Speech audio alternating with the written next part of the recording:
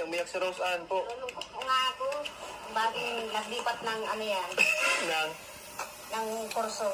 ayaw mong, gusto mo nurse siya? Ay, wala man po kumagawa kung hindi na po kaya. Pero nurse ang gusto mo para sa kanya. Sana po, kaya lang, hindi yan po kaya.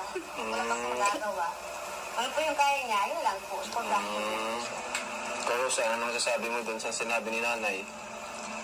Ano po?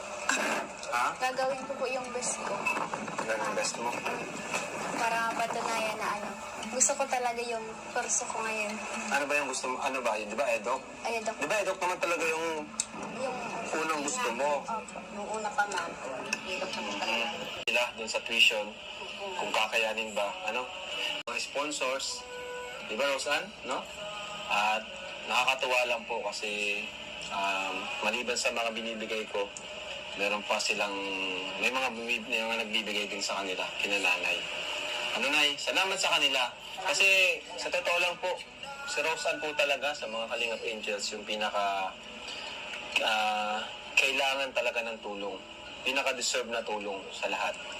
Kasi si nanay, may sakit pa si nanay, hindi makapagtrabaho. Yung nanay, buti na nakakaya niyo pong mag-isa kayo dito, Nay. Sinitip ko na lang po payaran kahit anong lungkot ang kaso, wala pa akong magagawa. May pangarap ng po.